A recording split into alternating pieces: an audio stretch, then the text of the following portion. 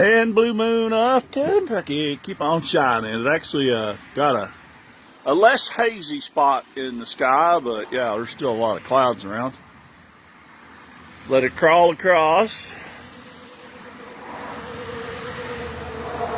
This might be somewhere around 150 to 160 magnification. And the tick of chaos is, there's the moon's upside down. Right in there somewhere is what I like to call the tick of chaos. Right there. Tick of chaos, opposite side of the moon from what I think should be the moon base. I think a lot of people thought that Rainier Gamma would make a great moon base because it's a magnetic anomaly, and it certainly looks like that the dust, the regolith, the lunar soil, if it has any exotic crystals of stuff, then the dust that has collected around that magnetic anomaly would also probably have some useful metals, iron or other magnetic stuff, in addition to crystallized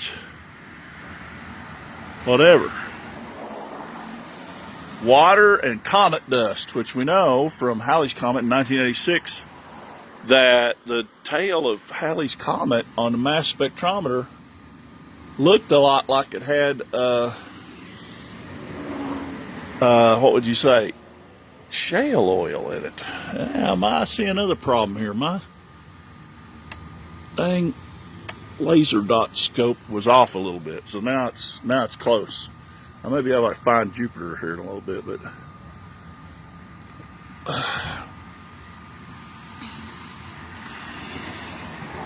our moon is fast as usual. And I was going to show you Tycho crater because it's upside down, and this view is on the bottom. So there's your big Tycho crater, and it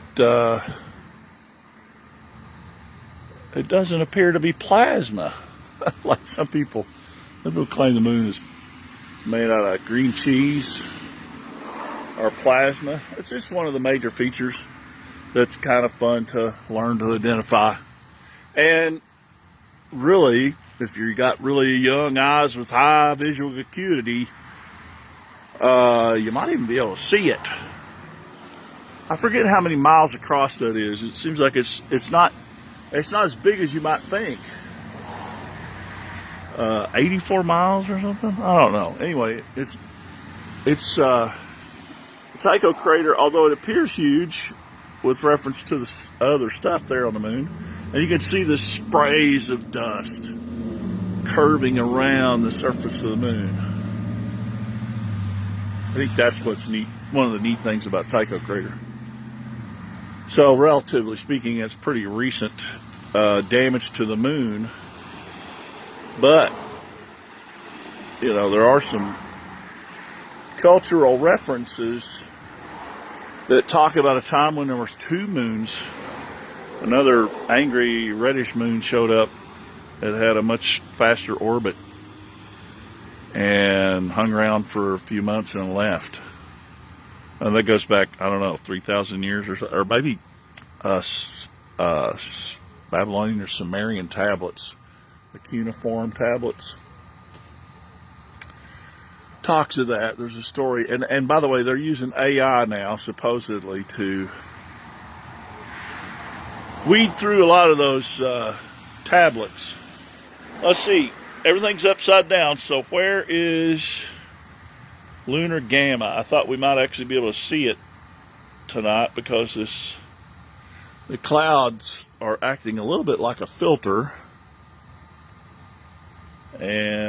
but it won't stay in focus, that stupid autofocus. And I wish I had it. I probably do have a phone that I could turn off the autofocus on, but I don't have Facebook Live on it, so I actually haven't played around with the so-called pro settings. So that there in front of the Sea of Chaos, where those two splotches are at, Right. Okay, Sea of Chaos at the bottom. And if it'll stop shaking, maybe we could see. It was a candidate to land Apollo 11 because it looks really smooth. And I've seen it when the phase of the moon is just right. It makes it look like it bulges out of the moon's surface like it's a big gray tick, big dog tick or something.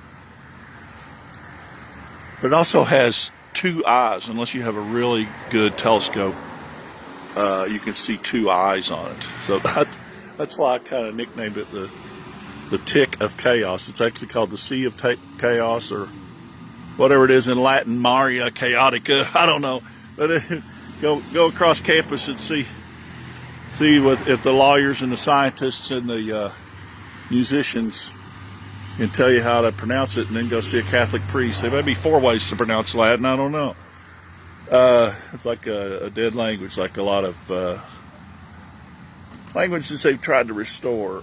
And kind of, maybe you can see those craters that I'm calling eyes. But on your screen, north of that, is the Sea of Tranquility, where Apollo 11 landed. And there's been about, I don't know, three or 4 different countries now, India, China, Japan, and the U.S. have done surveyor-type orbiters taking photographs, and on occasion they get just the right spot and they get a picture of. There's, I think, 4 different sources now for pictures of the Apollo moon landings, in particular Apollo 11. And I hate to say it, but some of them look better than NASA's pictures. Time of the lunar day makes a difference, as well as the height of the orbit. It's really, in a low energy probe like that, or satellite, they don't necessarily get the orbit perfectly circular, and I don't think they want it perfectly circular, really. They want it in an orbit that's going to maintain itself without a lot of what they call station keeping. So the orbit won't be exactly across the equator, because they want to photograph more than the equator portions of the moon.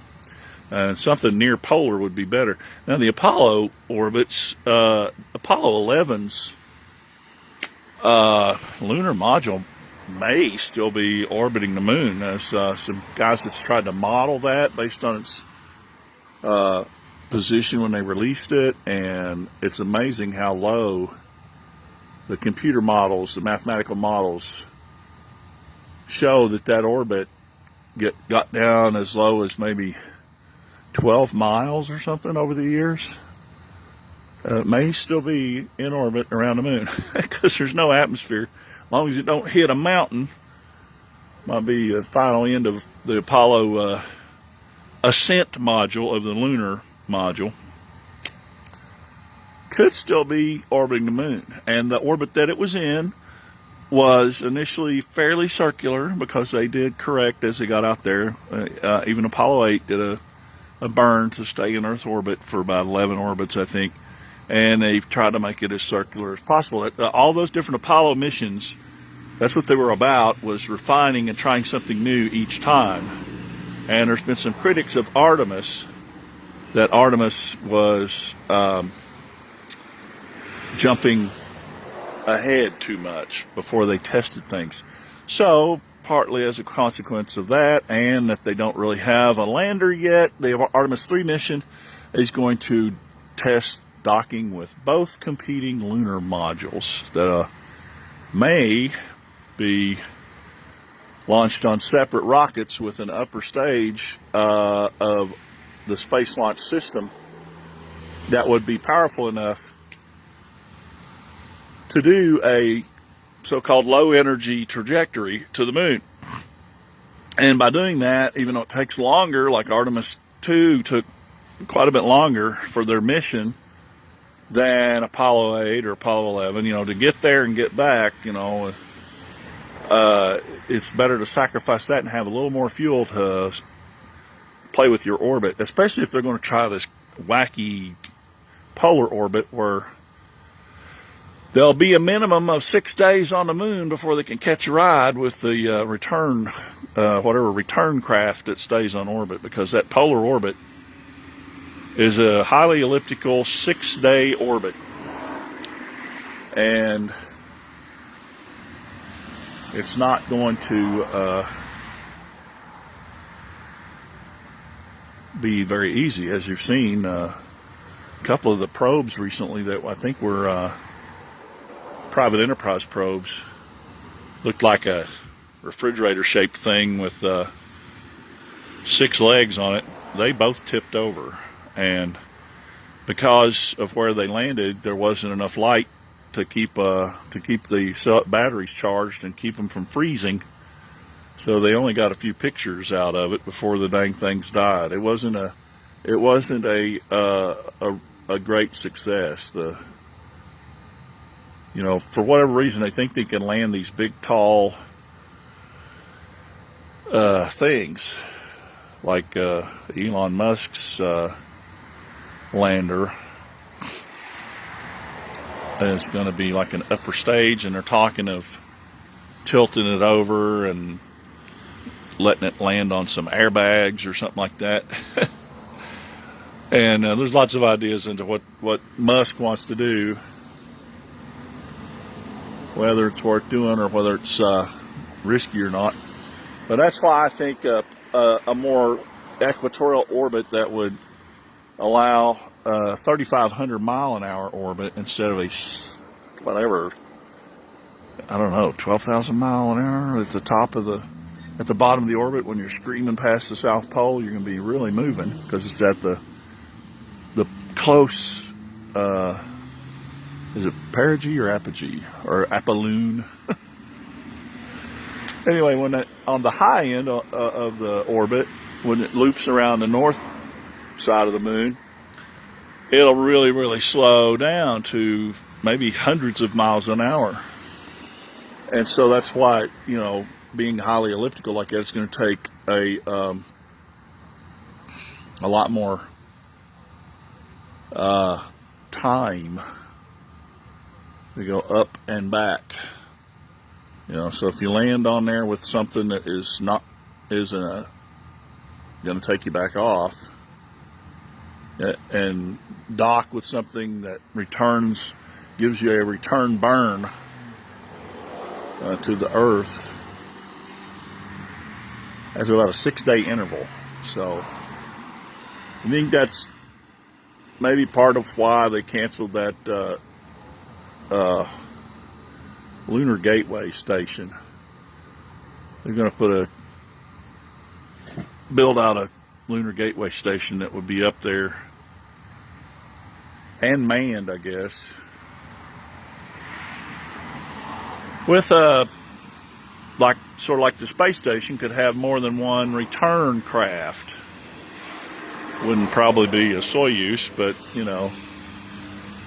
there'd be something that could jump back uphill from the moon and cross the balance point there, where even Apollo and Artemis, when they got to that neutral zone, you might call it, between the moon and the Earth, they were traveling really slow as they crossed the top of the hill, like riding a bicycle. You go down in a dip and you pedal, try to get to the top, and by the time you get to the top, you went through all your gears and you're slowing way down, and you go across the top slowly.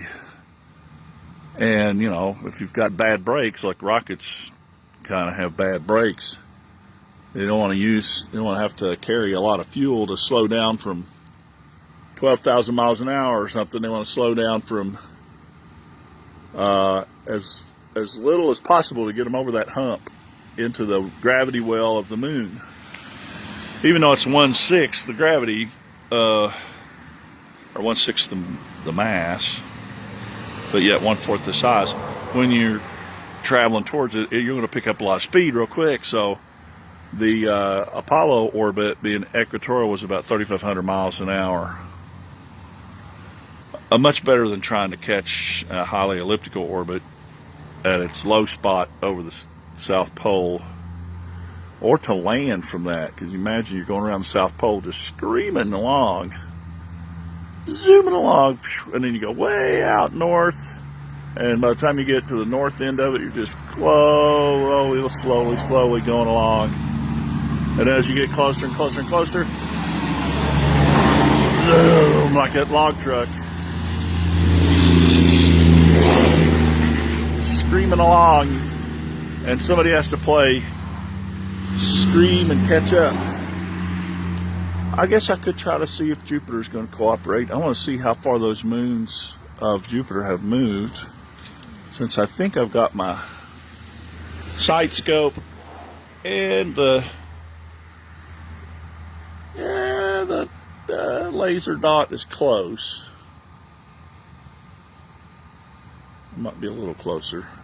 I don't have to get out the screwdriver, but let's swing over here to, and I did actually what I probably shouldn't do, because that means I have to take a different remote control. I swung the old tripod around, which is kind of a no-no. All right, where are you? Where you be, Jupiter? You pirate planet.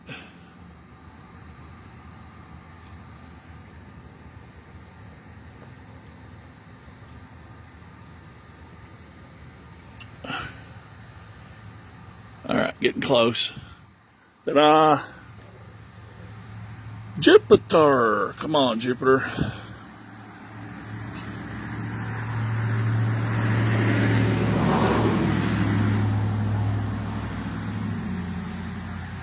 It's actually on the opposite side of the sky. I'm surprised I was able to get to swing over there that quick. It's all about the red dot sight being cooperative. Let me try this focus, because when I was focusing for the moon,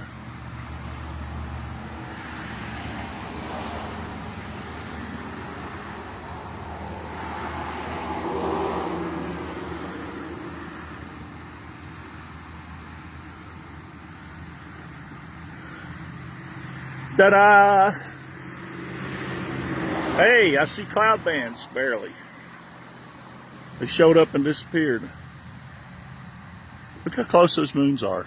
I couldn't see both of them in the 30 before dark when it was still twilight. I couldn't see both of them. They're too close together. There you go. 4 Galilean moons for you tonight.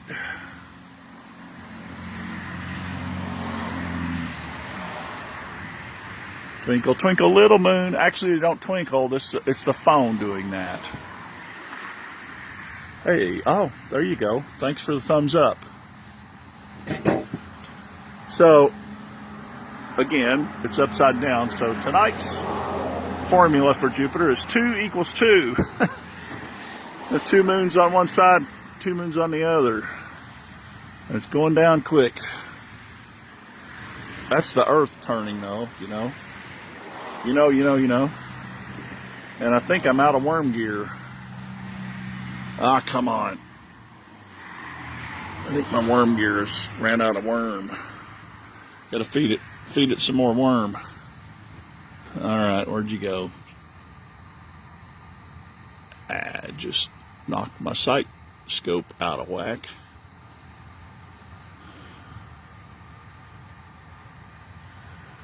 Well, I got lucky, and then my worm gear decided to give up on me, I think. Let me go back to the other end of the worm gear. And then we'll go back, loosen my lockdown, and see if we can get it back there. Oh, come on. It went right across the screen. Really quick. Should be right in there.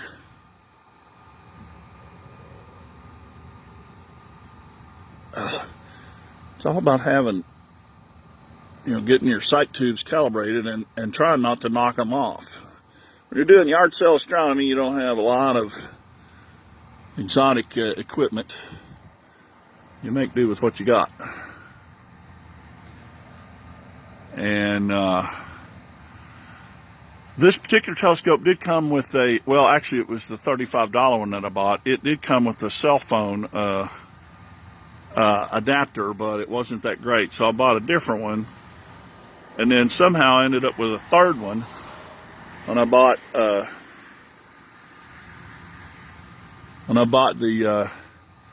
all right, dang it. And I bought the bag of goodies from Goodwill.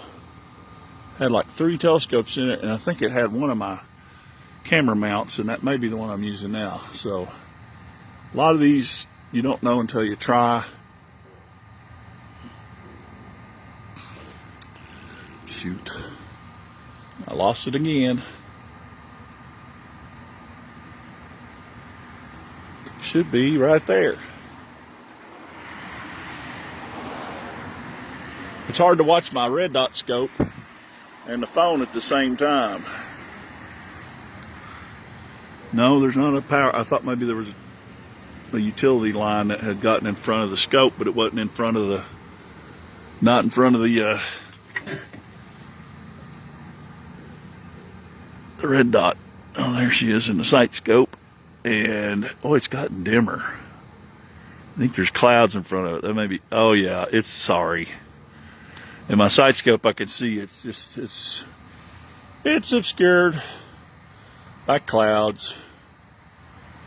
So, anyway, you got a quick glance at Jupiter and the moons.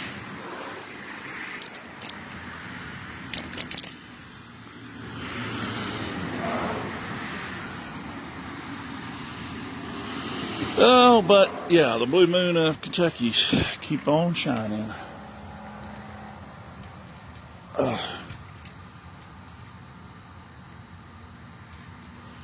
Well, I went past it. It's in between the branches.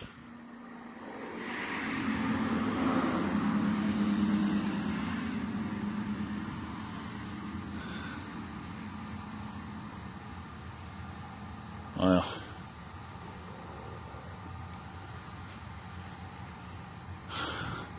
remember, of course, top is the bottom, bottom is the top. When you're looking at a telescope without a, hey, focusing on Jupiter's moons may have made the focus better on the moon. We'll take it.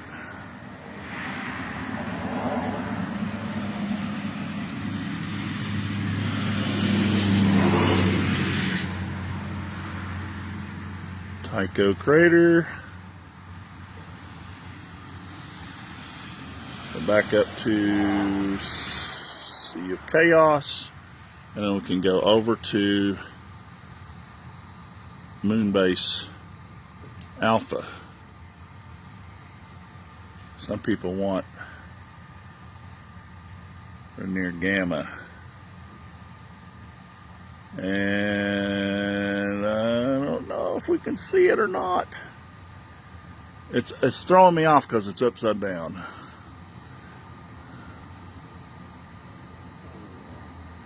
But it would always be able to communicate with the Earth. The main issue is the cold lunar night, having enough energy to make it 14 days without any solar power.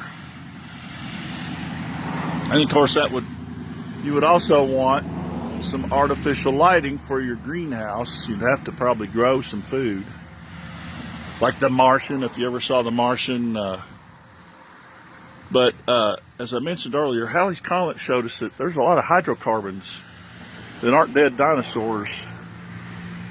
And so comet dust is all over the moon and all over the Earth. And the shale oil type hydrocarbons that are locked in crystals in the lunar soil could be processed. Maybe initially with robots. You know, you go up there, you establish your base, and you just keep throwing up the robots to do different things and get the base all covered over so that it's safe if there's any solar flares or cosmic events. Like, you know, I forget, what star is it they're talking about? a variable star that may have already exploded, and I can't remember which one it is. So for a little while, we may see something getting as bright as the moon almost at night, which is I forget how many light years it is away, so it's really hard to predict when that's going to happen. I mean, the astronomy is a lot more sophisticated than when the star was discovered. And they've seen some other supernovas in stars that they were watching. And I think there's some Chinese accounts or some ancient astronomer accounts of bright stars appearing all of a sudden. And when they figured out which one they were talking about, lo and behold, you can see the nebula, cloud of gas from the star that exploded that whoever, the Sumerians or the Chinese or whatever, were talking about. And we've only scratched the surface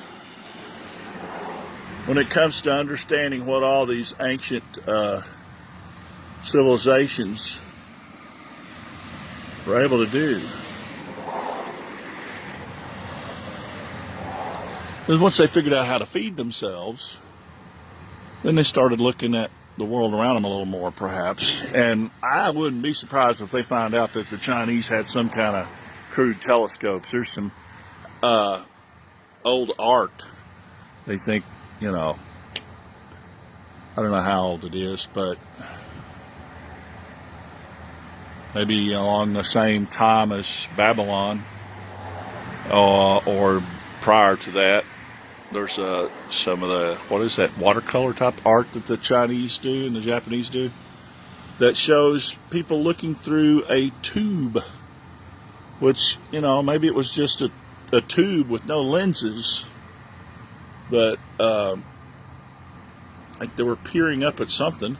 Maybe they were looking at the sun, because in the past there's been sunspots that are so big and dark, along with maybe some volcanic ash in the atmosphere, combining to filter the light down at sunset or at sunrise, and you can see, the sun has spots without a telescope.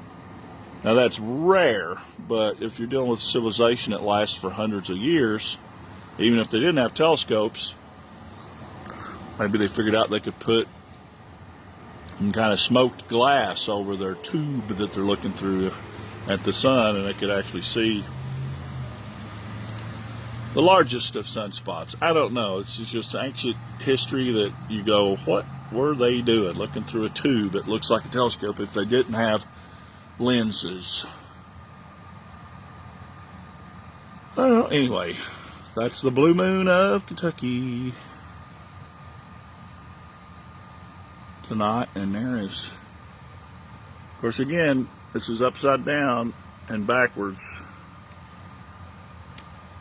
It's just upside down, really. But right in there somewhere is Rainier Gamma.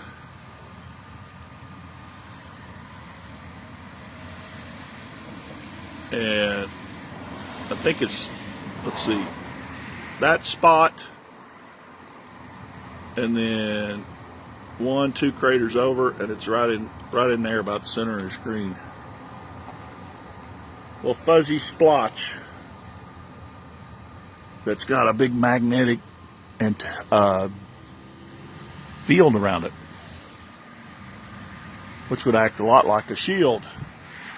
Hey, Captain, the shields are failing. No, this has been known since Apollo 15, I think, confirmed the suspicions that astronomers had that some of these lunar swirls may have magnetic components. So the crater that's leaving the screen and that bright crater, I think, is the line that you can be able to find it. Then you've got the dark patch there that's straight up, and then there's another, you can kind of triangulate where the swirl is. and it's just halfway between the bottom of your screen and halfway up your screen. As it would stay in focus, but it tends to go out of focus as it goes off the screen there. Right there, it's about to leave the screen. That would be a good place for a lunar base. Of course, the moon rotates, but it rotates at the same speed that it goes around the planet, so it would always face us, and the orbit would be much more friendly, as opposed to down here on the South Pole, below Tycho there, the big Tycho crater. South Pole is actually, let me see if I can rotate this a little more.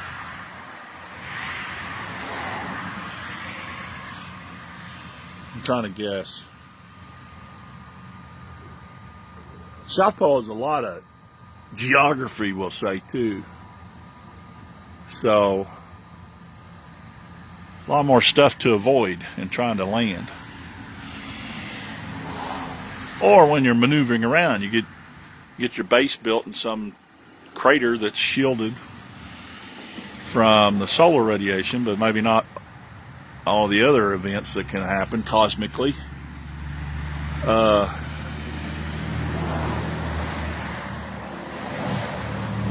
And you got to climb out of that crater to go anywhere.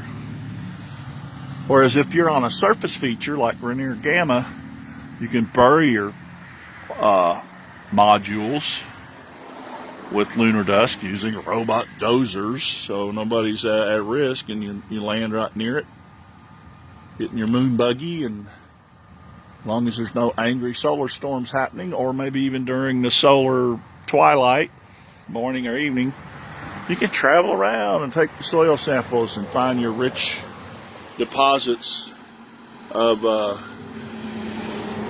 whatever you're looking for. Water, even helium-3. One of those, I think it might be the Chinese that brought back some samples, and they found that there was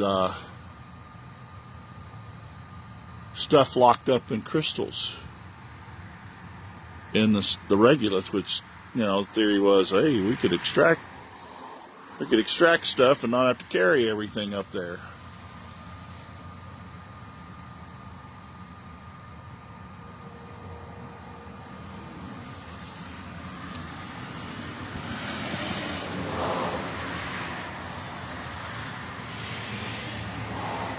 Sea of Chaos. It looks really, and even in a really nice telescope, it looks very, very, very smooth. But when they got up there and looked at it, they picked the Sea of Tranquility.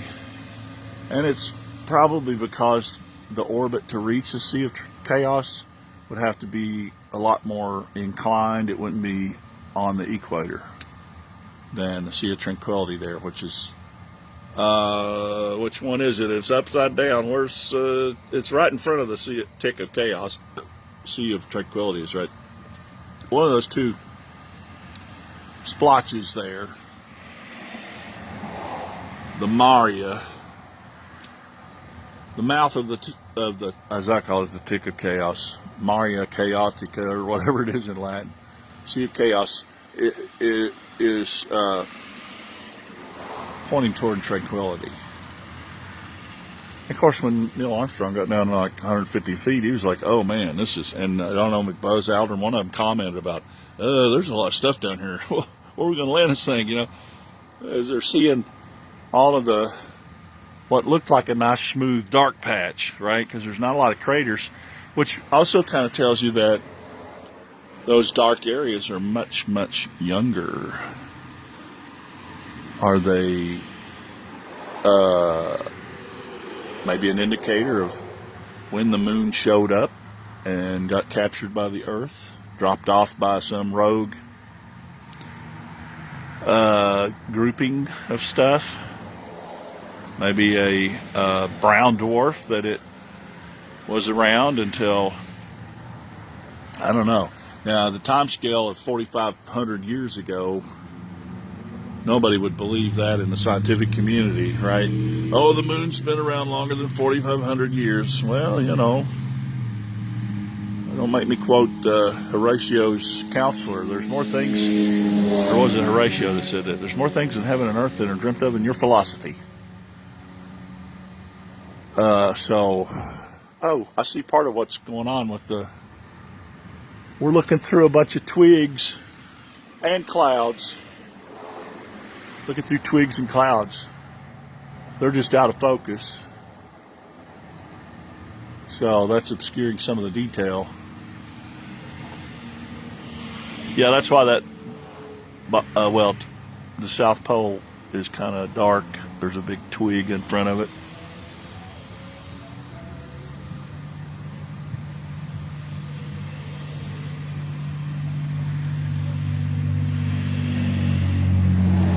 Oh well.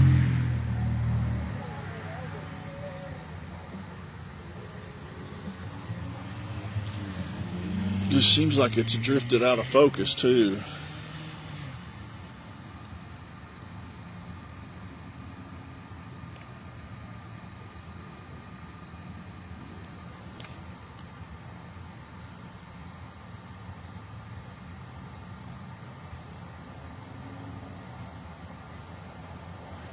I just like watching it. So I'm being quiet and just watching.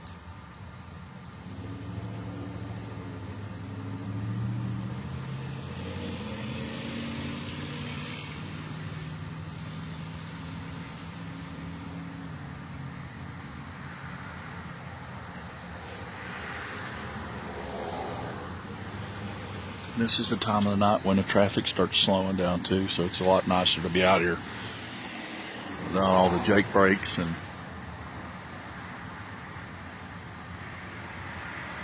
people that need a muffler.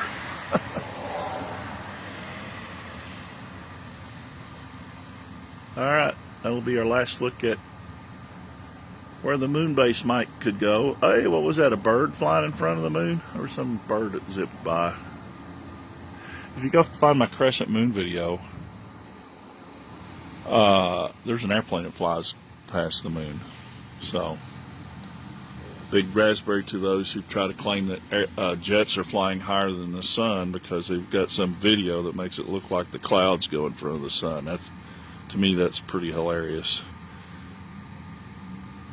Just like I've got branches in the way of my telescope right now, little twigs and stuff. And because it's out of focus, you don't see it. It just kind of darkens the image a little bit in spots. But if you got the sun blasting through the clouds, it's going to make the clouds look like they're going behind it. And there goes a cloud in front. No, is that a cloud? What is that? Yeah. And cloud bands coming in front of the moon.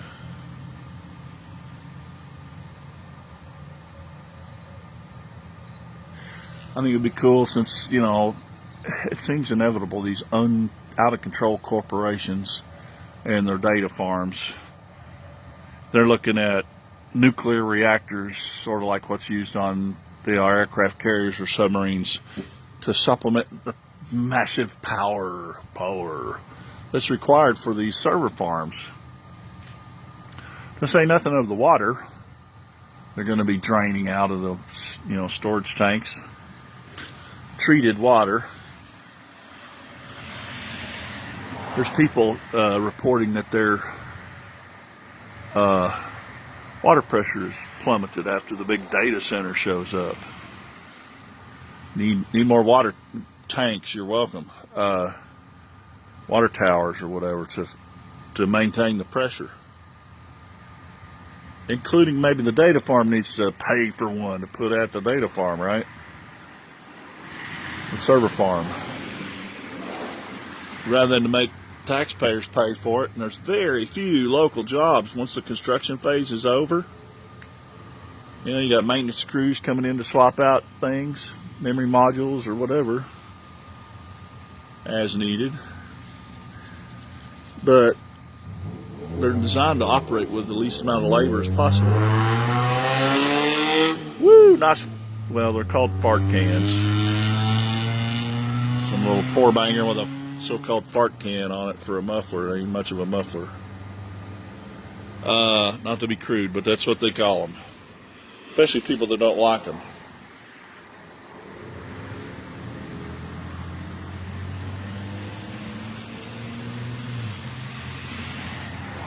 You can see the clouds going in front of the moon there.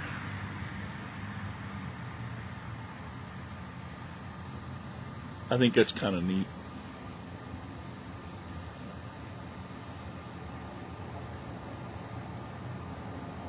So the moon is headed west. We're looking almost south now.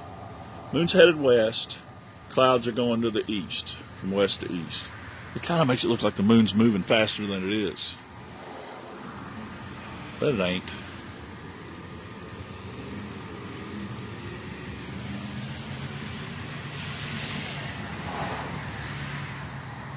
See how long it takes that tripod to quit twitching.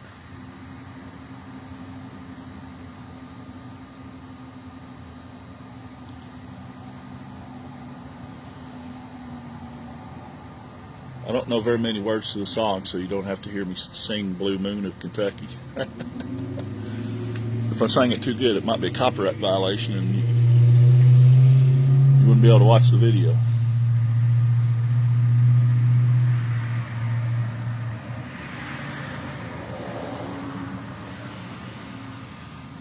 Blue moon of Kentucky, keep on shining, shine on. One that's gone and left me blue. Okay. That's all I'm going to torture you with. What are we looking at? The moon, says Amber Dawn May. Yes, we are looking at the blue moon, which is about to be obscured by clouds. The reason it's called a blue moon is some guy, I don't know, 80 years ago, noticed that it was kind of rare for two moons to show up in the same calendar month. And it's really not that rare, but you get hence the expression once in a blue moon. And they generally happen every year, at least one, sometimes two. But this is also a micro moon, which means it's smaller than it normally is because it's literally 25,000 miles farther away than it usually is. So the crescent that we had 2 weeks ago, something like that, I've got a video of that on this page. It was one of the largest crescents, but you know the moon goes further out and closer in. It's an average of 225,000 miles, I think, whatever that is in kilometers. And I zoomed out there, so it's actually a mini moon. I think that's about 80 power magnification. A 20 millimeter lens on a 70 millimeter Celestron. I forgot the brand of this telescope. It's a Celestron AZ70 with the slow motion controls. So, and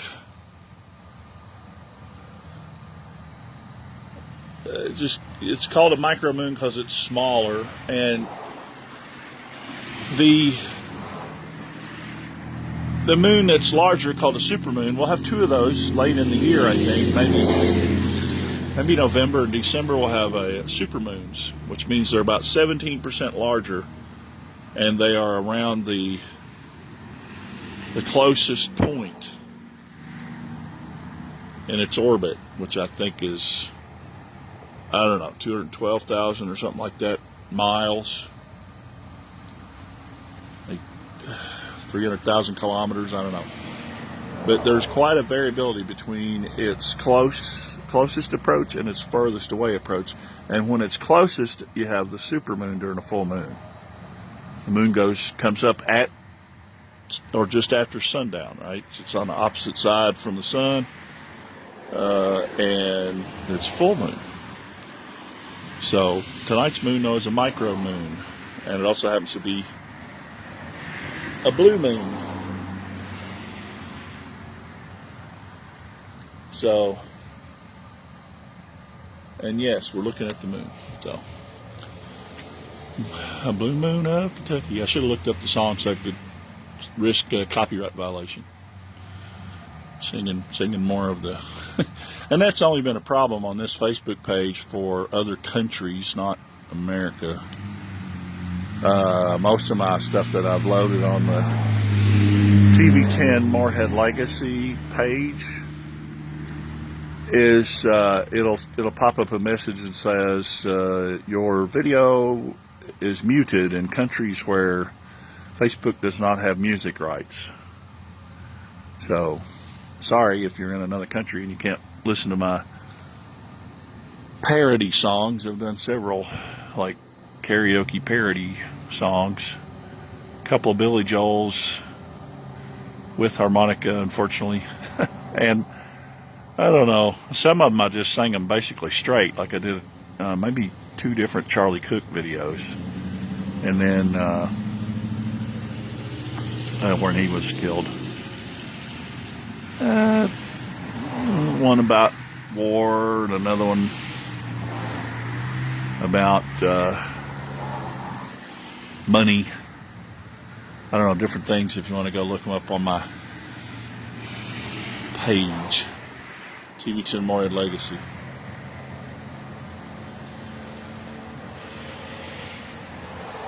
I just keep wondering, I thought maybe the clouds were going to get worse, but I'm going to be in a tree here shortly. The tree right over here on this side.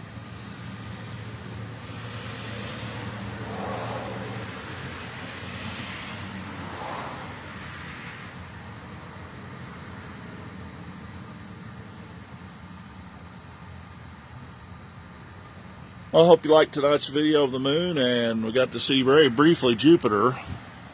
And earlier, before I gave up, we got to see Venus. I never did spot Mercury. Mercury was supposed to be out, but there were some high wispy clouds, and it was dim enough that it might have been obscured by the clouds. Remember, there's this thing, old-fashioned thing people used to do called outside. And you notice things about the sky when you spend more time outside. Camping, scouting, things like that. Have fun. My connection's going bad too, so we're losing the moon behind a tree, behind clouds, and the connection's going bad. So have a great evening.